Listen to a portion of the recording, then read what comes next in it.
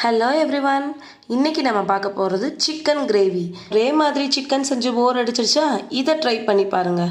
இதுக்கு 1 ஸ்பூன் மிளகு, 1 ஸ்பூன் சீரகம், 2 ஸ்பூன் சோம்பு, 2 ஏலக்காய், 2 கிராம்பு, 1 அன்னாசி பூ, 2 பட்டை, கொஞ்சமாக இஞ்சி, ஒரு 6 வெள்ளைப்பூடு, ஒரு 15 முந்திரி, தக்காளி கம்மியாக போதும், நான் 1 தக்காளி சேர்த்துருக்கேன், காமுடி தேங்காய்.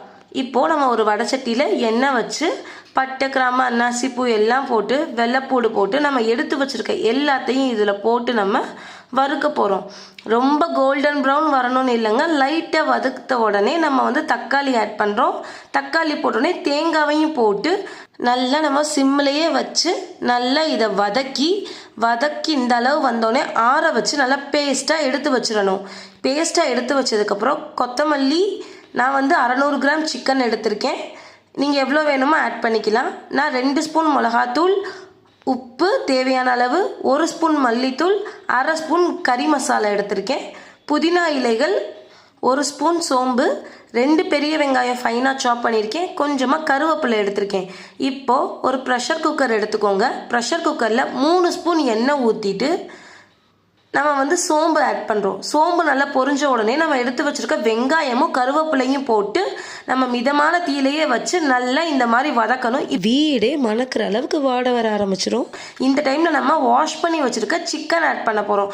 எப்போவுமே சிக்கனை வாஷ் பண்ணையில் நம்ம மஞ்சத்தூள், உப்பு போட்டு நல்லா வாஷ் பண்ணோன்னா நமக்கு நல்லா க்ளீன் ஆகிடும். 2 மினிட்ஸ் அதை வதக்கினோடனே நம்ம எடுத்து வச்சுருக்க மசாலாவை இதில் ஆட் பண்ண போகிறோம்.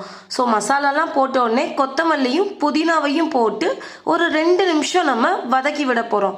2 நிமிஷம் சிம்லையே வச்சு வதக்குனதுக்கப்புறம் நம்ம அரைச்சி வச்சுருக்க அந்த பேஸ்ட்டை நம்ம இப்போ ஆட் பண்ண போகிறோம். அந்த பேஸ்ட் ஊற்றுற தண்ணியை லைட்டாக நான் கழுவி ஊற்றிருக்கேன். ஸோ இந்த மாதிரி வந்த உடனே உங்களுக்கு கிரேவியாக வேணும் அப்படிங்கிறவங்க இந்த அளவு ஊற்றுனா போதும்.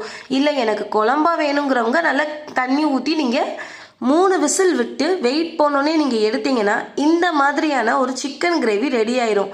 அவ்வளோதாங்க. கொஞ்சம் டிஃப்ரெண்ட்டாக இந்த மாதிரி சிக்கன் கிரேவி ட்ரை பண்ணி பாருங்கள். வீடியோ பார்த்தவங்க லைக் பண்ணுங்கள், ஷேர் பண்ணுங்கள், சப்ஸ்கிரைப் பண்ணுங்கள். தேங்க்யூ ஃபார் வாட்சிங்.